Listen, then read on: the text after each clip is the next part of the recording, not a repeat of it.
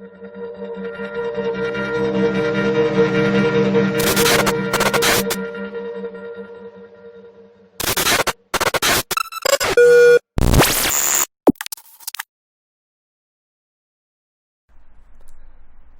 안녕하세요. 채널 NPC입니다. 당신의 주식회 완료되었다. 네, 오늘은 펀더멘탈의 기본 지표에 대해서 알아볼 겁니다.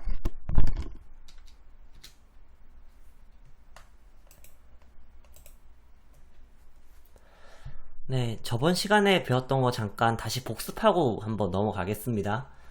재무상태표 그리고 손익계산서 기억나시나요? 재무상태표는 자산은 자본 플러스 부채라는 개념이고요. 손익계산서는 매출액에서 영업비용을 빼면 영업이익이 나옵니다. 영업이익에서 영업외 비용을 빼고요. 영업외 이익을 더하면 순이익이 나옵니다. 그럼 요 순이익이 다시 재무상태표의 자본 계정의 이익잉여금으로 갔었죠. 네, 요 구조 다시 한번 머릿속에 기억하시고요. 오늘은 우리가 이제 재무제표뿐 아니라 다른 뭐 네이버 증권이나 아니면은 다른 주식 하시는 분들을 보면 뭐 이런 말이 있죠. 뭐 펄 아니면 PBR 뭐 PSR 뭐 아니면은 EPS, DPS 뭐 요런 거 BPS 아니면 ROE, ROA 뭐 요런 것들 말씀하시잖아요. 요런 게 정확히 무엇이고 또 어떤 걸 의미하는지 좀 알아보려고 합니다. 네. 먼저 가장 기본이 되는 BPS, EPS, CPS, DPS를 알아볼 거예요. 제가 방금 말했다시피 첫 번째 알파벳은 다르지만 뒤에 두 개는 같죠? PS입니다. per share. 이게 무슨 말일까요? per은 개당이란 거고요. share는 이제 이것 중에 하나라는 거니까 한 주당 뭐뭐뭐를 말하는 겁니다. 한 주당 뭐뭐뭐. 그러니까 주식 하나당 뭐가 됐든 나오는 거죠. 공식은 이렇습니다. 뭐가 되는 거기에서 발행 주식수로 나누면 당연히 한 주당이 나오겠죠. 먼저 BPS입니다. BPS는 Book Value Per Share. 아까 전에 한 주당 뭐뭐라고 했죠. 그러면은 한 주당 Book Value라는 거예요. 맞죠? 한 주당 book value. book value가 뭐냐? 장부 가치예요. 이 장부 가치라는 거는 이렇게 생각하시면 돼요. 그냥 장부에 쓰는 거죠. 그래서 아까 말했다시피 자산은 자본 플러스 부채인데 이 중에서 장부 가치라는 거는 자산 마이너스 부채를 말합니다. 자산 마이너스 부채를 말해요. 그래서 순자산이라고도 하고요. 당연히 자산에서 부채를 빼면 자본이 되겠죠. 그래서 BPS는 Book Value Per Share 해서 주당 순자산 가치라고 하고요. 쉽게 말하면 주당 자본 가치입니다. 한 주당 자본을 얼마나 가지고 있느냐는 거예요. 자, 그 다음이에요. 어차피 나중에 제가 한번 요약을 할 거예요. 자, EPS입니다. PS는 per share라고 그랬죠? E는 earning, 이익을 말합니다. 이익. 역시 공식은 순이익에서 발행 주식수를 나눠줍니다. 나눠주면 한 주당 순이익이 나오겠죠. 예, earning per share고요. 한 주당 순이익이 나옵니다. 순이익 기억나시죠? 매출액에서 영업비용 빼고요. 영업외 비용 빼고요. 영업외 이익 더해줍니다. 네, 그 다음 CPS입니다. C는 캐시 플로우를 말해요. 이게 현금 흐름이죠. 그리고 역시 per share. 역시 현금 흐름 나누기 발행 주식수고요. 요 같은 경우에는 제가 그렇게 비중 있게 다루진 않을 거예요. 그러니까 CPS보다는 직접 현금 흐름이 어떻게 흘러가는지를 확인하는 게 훨씬 더 중요하기 때문이에요. 이렇게 보면 역시 캐시 플로우 per share고요. 주당 현금 흐름을 말합니다. 요 현금 흐름에는 영업활동 현금 흐름, 그리고 투자활동 현금 흐름, 그리고 재무활동 현금 흐름으로 나뉩니다. 요거는 사업 보고서 볼 때 제가 다시 설명을 드릴 거예요. 자, DPS. D는 배당이에요. 배당. 그럼 DPS는 뭘까요? 총 배당 나누기 발행 주식수죠. 그러니까 그냥 주당 배당금이에요. 한 주당 배당을 얼마나 주냐는 거고요.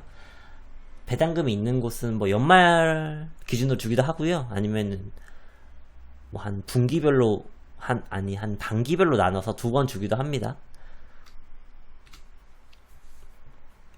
자, 우리 다시 머릿속에 떠올려 봅시다.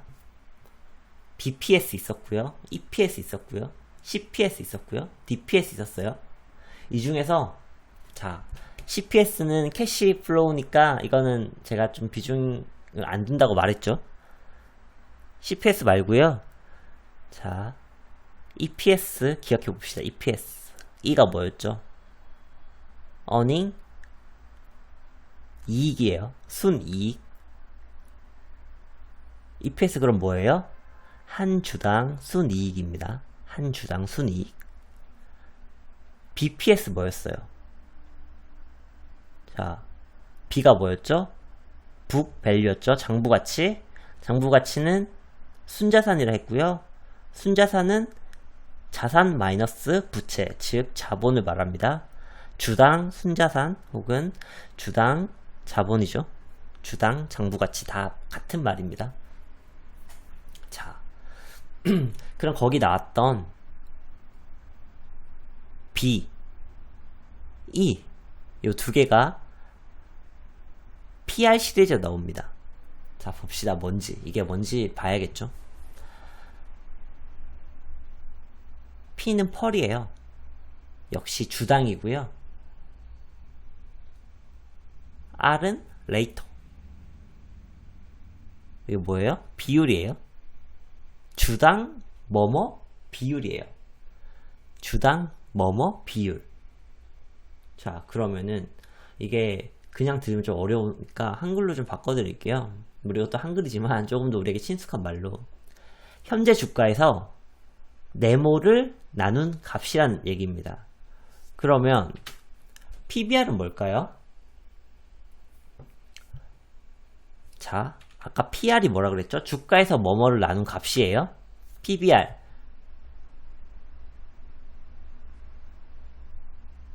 B가 뭐였죠? B가?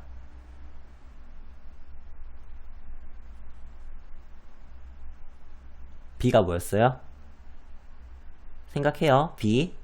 북 밸류입니다. 북 밸류. 네, 장부 가치고요. 순자산이고요. 자본이에요. 주가에서 BPS를 나눈 값이에요. 요 B가 겹치죠? 아까 BPS가 뭐였어요? 주당 뭐였어요? 주당 순 자산이죠? 주당 순 자산. 그래서 주가에서 그러니까 현재 주가가 있을 거 아니에요. 주가에서 BPS 나온다는 말은 현재 주가에서 주당 순자산을 나눈다는 얘기예요. 그러면은 한 주당 자본을 차지하는 금액이 나오겠죠. 예를 들어서 BPS가 2,000원이라고 하면 한 주당 이 회사의 자본을 2,000원을 가지고 있는 거예요. 근데 주가가 만약에 4,000원이라고 하면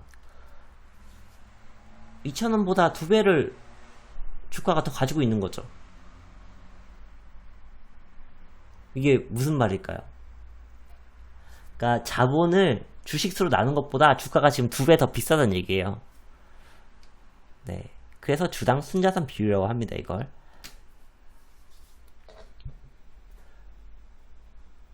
자, 봅시다.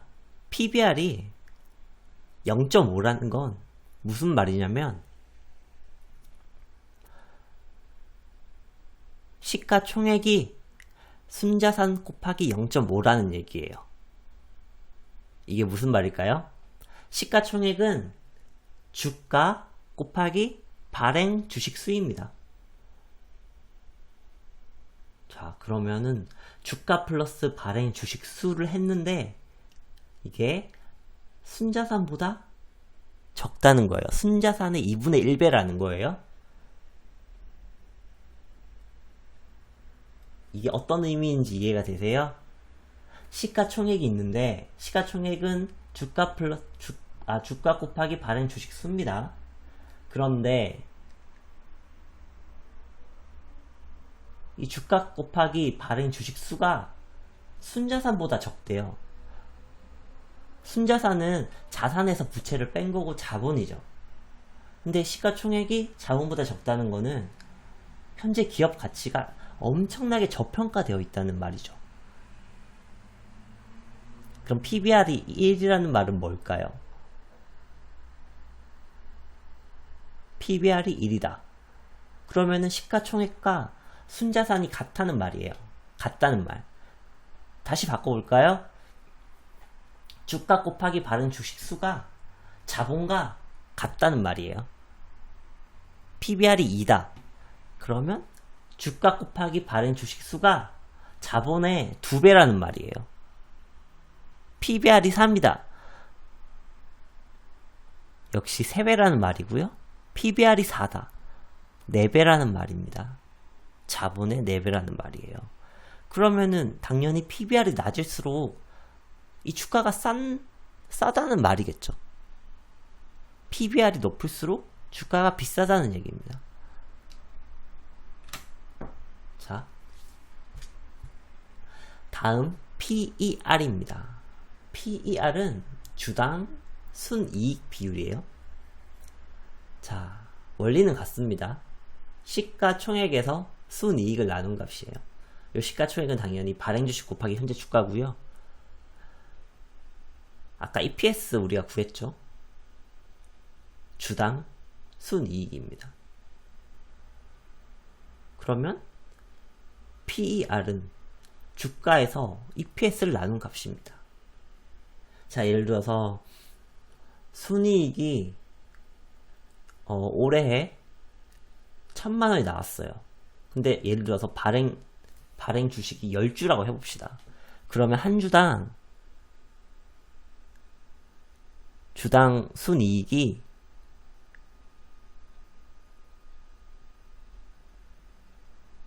아까 제가 뭐라 그랬죠? 다시 할게요. 자, 예를 들어서 순이익이 10,000원이 나왔어요. 그런데 발행 주식이 10개라고 하면 주당 순이익은 개당 1,000원이 되겠죠. 1,000원. 근데 주가가 예를 들어서 2,000원이에요. 그러면 PER이 2인 거죠. 주당 순이익이 2,000원인데 주가가 20,000원이에요. 그러면 PER이 10인 거예요. 당연히 높을수록 주식이 비싸다는 거고요. 낮을수록 주식이 싸다는 겁니다. 그래서 요것도 이렇게 보면 돼요. PER이 1에서 5 정도는 사실 잘 있지도 않고요. 아주 투자하기 좋은 기업입니다. 그런데 이 PER을 볼 때 중요한 게 업종평균이 되게 중요해요. 업종평균보다 PER이 낮으면 사실 괜찮은 거거든요. 그래도 우리는 보편적인 것도 한번 봐야 되니까 이렇게 보는 거예요. 자, PER이 1에서 5 사이면 정말 이런 기업이 잘 얻기도 하고 매우 투자하기 좋은 기업이라는 얘기고요. 이게 무슨 말이에요? 주당 순이익이 1,000원인데 주식의 가격이 1,000원에서 5,000원 사이란 얘기예요. 이해되시죠? 자, 펄이 6에서 10이다. 그러면 주당 순이익이 1,000원인데 주가가 6,000원에서 만원이란 얘기예요. 요거는 리스크가 있으나 업종 평균보다 낮으면 괜찮습니다. 요런 주식도 되게 많아요. 막 그렇게 리스크가 큰 것도 아니에요. 그런데 이제 펄이 11에서 50이 되면 좀 문제가 달라지죠. 이게 이런 말이에요. 자, 지금까지와 똑같이 펄이 11에서 50이라는 말은 주당 순이익이, 즉 EPS가 주당 순이익이 1,000원일 때 11,000원에서부터 5만원이란 겁니다. 주가가. 여기서부터는 업종의 성장률이 이런 펄을 만든 거거든요. 그러니까 성장률이 좋은 종목들이 있죠. 예를 들어서 뭐 5G라든가 그런 종목들, 5G 아니면 AI, 인공지능, 뭐 전기차, 수소차, 뭐 이런 종목들이 여기에 해당됩니다. 다음, 펄이 51에서 100까지라는 말은 정말 이건 높은 거예요. 업종의 정말 높은 성장률이 이런 펄을 만든 거고요. 자, 주당 순이익이, 즉 EPS가 1,000원일 때 주가가 51,000원에서 10만원이라는 얘기죠. 네, 이거는 정말 비싼 겁니다. 보통 바이오, 약간 좀 실적 있는 바이오, 아니면 제약, 뭐 요런 쪽들이 아마 여기 들어갈 겁니다. 그리고 펄이 100 이상이다. 아, 이거는 정말 도박의 영역이에요. 자, 이게 무슨 말이냐면 주당 순이익이 1,000원인데 주가가 10만원 이상이란 얘기죠. 10만원. 네. 업종의 높은 성장률도 성장률이고, 요거는 기대 심리예요. 그러니까 예를 들어서 실적이 지금 되게 안 좋은 기업인데 어떤 제약을 연구하고 있어요. 이게 3차까지 되기만 하면 잭팟이 터지는 거죠. 근데 사실 이거는 정말 위험하고, 저는 개인적으로 정말 들어가지 않습니다. 그러니까 저는 엔간하면 펄이 아무리 업종의 성장률이 좋아도 50 이하인 곳까지만 들어가요. 그 이상은 안 들어갑니다. 좀 되게 위험해요. 물론 하이 리스크 하이 리턴이지만 적당히 위험해야 들어가는데 이건 좀 많이 위험합니다. 예를 들어서 업종의 높은 성장률이 계속 유지된다는 보장이 없어요. 이게 성장률이 한번 고꾸러지면 이 주식 주가도 고꾸러지는 거예요. 그러니까 이런 걸 좀 생각하시고 하셔야 됩니다.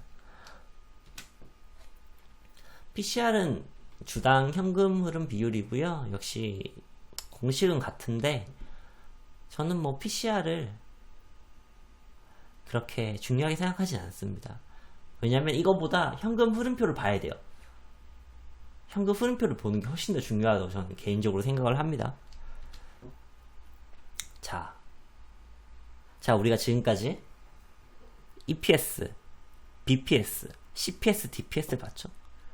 DPS는 주당 배당금이고요. CPS는 주당 현금 흐름, BPS는 주당 순자산, 주당 순자산이죠. 주당 자본, 네, 한 주당 가지고 있는 자본. EPS는 주당 순이익이었습니다. 그래서 요걸 가지고 이 중에서 BPS, EPS를 가지고 PER, PBR을 저희가 만들었죠. PER은 뭐였어요? PER, E가 들어갔죠. PER, E가 들어갔습니다. 예, 어닝이 들어갔어요. 그러면 주당 순이익 비율이란 거고요. 그쵸? 주당 순이익 비율. BPS는 뭐예요? B가 순자산이죠. 주당 순자산이니까 PBR은 뭘까요? 주당 순자산 비율입니다. 이거 머릿속에 좀 정리가 되셔야 돼요. 뭐 좀 적으면서 하시면 정리가 좀 되실 거라고 개인적으로 생각이 드네요. 자, 다음으로 RO 시리즈입니다. RO는 Return On의 약자예요. 그래서 이걸 한글로 바꾸면 뭐뭐로부터의 이익 회수율이고요. 이제 이익 나누기, 여기서 말하는 건 당연히 순이익이겠죠. 이익 나누기 뭐가 되는 겁니다. ROE는 정말 많이 들어보셨을 용어입니다. 이게 도대체 뭔데 이거 가지고 주식을 뭐 투자를 하냐 안 하냐 이런 말들이 많이 있는데요. 일단 봅시다. 뭔지. 자, Return on Equity죠? 이게 뭐예요? 자, 이게 뭐냐면 지배 자본이란 얘기입니다. 그러니까 ROE라는 건 지배 자본 대비 순이익 회수율이란 얘기예요. 그러니까 순이익에서 지배 자본을 나누면 된다는 얘기예요. 이게 어떤 얘기냐면 좀 풀어서 드릴게요. 자, 여러분이 예를 들어서 주식 투자를 한다고 했을 때 내 돈 5천만 원 있고 은행에서 5천만 원을 빌려서 주식 투자를 했어요. 그런데 1,000만 원을 번 거죠. 10%를 벌었잖아요. 총 1억 가지고 했으니까. 근데 그 중에서 나의 돈은 5천만 원이잖아요. 5천만 원. 그쵸? 내 돈은 5천만 원이잖아요. 5천만 원. 물론 회사로 치면은 이제 부채까지도 자산이기 때문에 이렇게 하면 안 되지만 그냥 좀 이해를 도와드리려고 하는 거예요. 그래서 이제 지배 자본 대비 순이익을 몇 프로 벌었냐는 거예요. 당연히 퍼센테이지로 나오고요. 네. 요 지배 자본이라는 거는 제가 좀 다음 페이지에 설명을 자세히 해드릴게요. 자, 지배 자본이라는 거는 이런 겁니다. 회사 A가 지분을 100% 가지고 있는 회사 B를 소유하고 지분을 51% 가지고 있는 회사 C를 지배하고 있고요. 지분이 30%로 회사 D를 지배하고 있습니다. 지분이 낮아도 지배를 할 수 있어요. 네, 이건 가능한 얘기예요. 자, 100%로 지배하면 회사 B의 자본도 당연히 100% 회사 A 거겠죠. 그런데 지분 51%로 지배를 하면 회사 C의 자본 중에 51%만 회사 A 거고 나머지 49%는 다른 주주들한테 이제 갈 거 아니에요. 만약에 분배를 한다고 한다면. 그럼 회사 D는 자본 30% 가지고 지배를 하고 있잖아요. 지분 30% 가지고 지배를 하고 있잖아요. 그러면은 회사 A의 회사 D 자본은 30%밖에 안 되는 거예요. 나머지 70%는 사실 다른 사람 거예요. 다른 사람 거. 근데 재무제표에서는 회사 A의 재무제표 안에 B, C, D 걸 다 넣어요. 왜냐하면 다 지배하고 있기 때문에. 그러면은 회사 A의 자본 계정에 보면 회사 A의 자본도 있고요. 회사 B의 자본도 있고요. 회사 C의 자본도 있고 회사 D의 자본도 있습니다. 그럼 회사 A, B는 둘 다 100% 회사 A 거죠. 근데 회사 C의 자본 중에서 49% 그리고 회사 D의 자본 중에서 70% 요거는 지배 자본이 아니에요. 다른 사람 거예요. 다른 사람 거. 예. 요 다른 사람 거가 비지배 자본이에요. 그러면 지배 자본은 전체 자본에서 이 비지배 자본을 뺀 자본을 말하는 겁니다.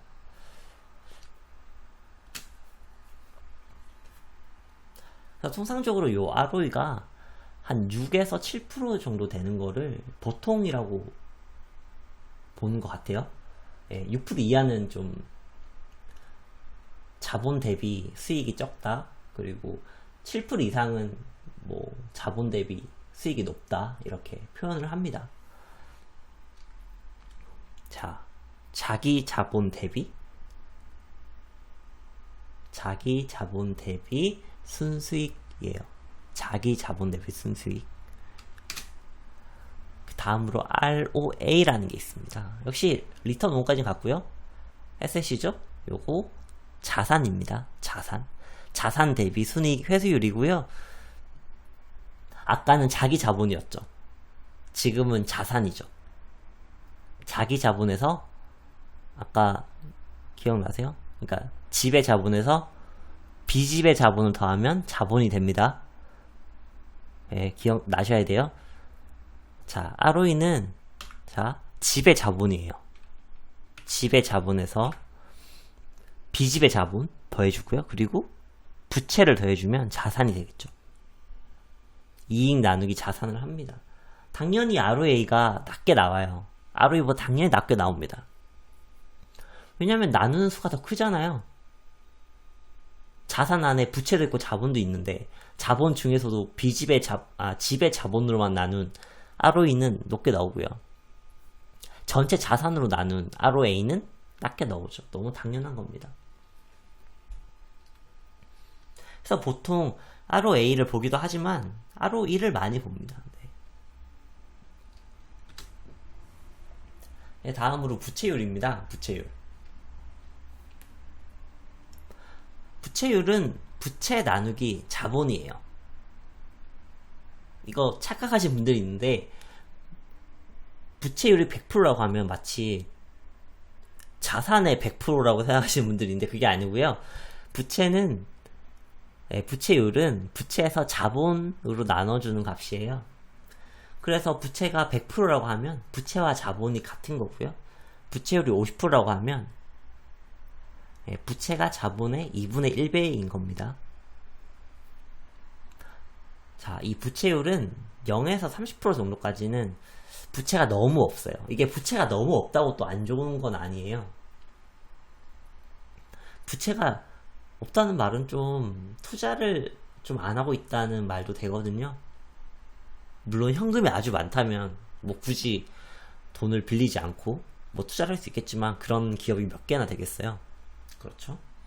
부채율이 31%에서 53% 정도 되면 정말 좋은 부채율이라고 보통 말을 합니다. 이 정도 부채율이면 투자도 많이 한다는 얘기고요. 또 재무적으로 위험하지도 않다는 얘기고요. 그리고 부채율이 54%에서 70% 정도 되면 약한 정도의 부채 리스크가 발생하고요. 이제 71%를 넘어가면 좀 부채 리스크가 강해집니다. 그런데 아까 제가 말했듯이 부채와 자본이 같을 때가 부채율이 100%죠. 그러면 상식적으로 뭐 100%까지는 괜찮지 않나? 뭐 부채가 많아도 자본으로 갚으면 되는 거 아니야? 이렇게 생각을 하실 수가 있는데요. 그 이유를 제가 좀 설명드릴게요. 왜 위험하다고 하는지. 부채는 현금으로 갚아야 됩니다. 그리고 자본은 자산의 형태로 존재를 하고요. 자산은 현금화 자산 말고는 보통 비현금화 자산화 되어 있습니다. 그러면 내가 이 자산으로 부채를 갚기 위해서는 다시 말해서 자본으로 부채를 갚기 위해서는 자산을 처분해서 처분한 돈으로 부채를 갚아야 돼요. 그러면 아까 자본이 자산의 형태로 존재한다고 했죠. 예를 들면 뭐 공장을 가지고 있어요. 이 공장을 팔아요. 팔 때 처분 비용, 그러니까 현금화 비용이 한 30% 정도 발생한다고 보통 봅니다. 그리고 부채 이자 비용도 계속 발생을 해요. 왜냐면 부채가 보통 금융 부채잖아요. 그러니까 은행에서 돈 빌려주고 그러면 이거 매달 이자를 내야 될 거 아니에요.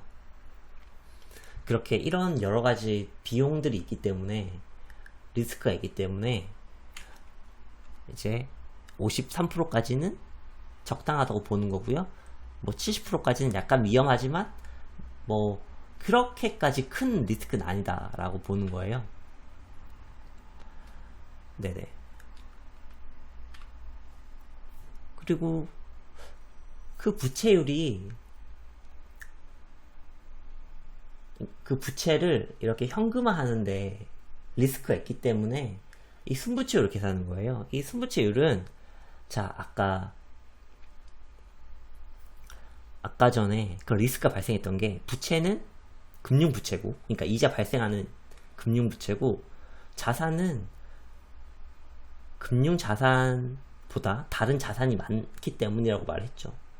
그래서 순부채는 이자 발생 부채에서, 이거 바꿔 말하면 금융부채예요. 금융부채. 차입금, 미지급금, 사채, 뭐 리스 이런 게 있고요. 이자 발생 부채, 즉 금융부채에서 현금성 자산, 즉 금융자산을 빼줍니다. 그럼 이게 순부채가 되는 거예요. 그래서 현금화 가는 자산은 뭐 현금성 자산도 있고요, 금융상품도 있고요, 금융자산도 있고요. 이 투자 부동산은 좀 다른 개념이니까 요거는 그냥 빼주시면 됩니다. 그래서 순부채는 이자 발생 부채 마이너스 현금성 자산. 네, 이 의미를 이해를 하셔야 돼요. 자, 순부채가 왜 중요하냐, 다시 한번 제가 말할게요. 부채는 금융부채가 대부분이고 자산은 비금융자산이 대부분이에요. 그래서 이 비금융자산인 자산을, 부채를 갚기 위해서 현금화 시켜야 됩니다. 이 과정에서 손실이 발생하죠. 이 손실에 대한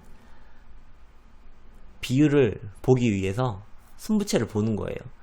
그래서 이자 발생 부채 마이너스 현금성 자산을 하는 거죠. 네, 그럼 순부채가 나옵니다. 그래서 이 순부채율이 역시 부채와 같이 순부채 나누기 자본을 하는 거고요. 순부채율이 30% 이하면 보통 현금 유동성 리스크가 사실상 거의 없다라고 합니다. 어떤 기업은 마이너스인 것도 있어요. 이 마이너스라는 건 뭐예요? 금융 발생 부채 마이너스 현금성 자산이 마이너스란 얘기예요. 즉 이자 발생 부채보다 현금이 더 많다는 소리입니다. 이거는 리스크가 없는 거죠. 30%까지는 사실 리스크가 없다고 보시면 됩니다. 그리고 40%까지는 뭐 약간 있다, 뭐 약한 정도의 현금 유동성 리스크가 있다 라고 보시면 되고요. 이제 41%부터는 좀 위험해요.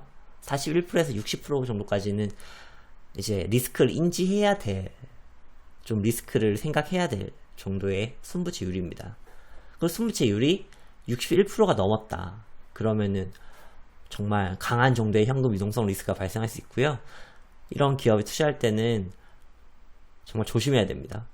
현금 유동성 리스크가 크면 기업 실적이 좋아도, 성과가 좋아도, 네, 이 기업이 부도가 맞을 수 있습니다. 현금이 없으면.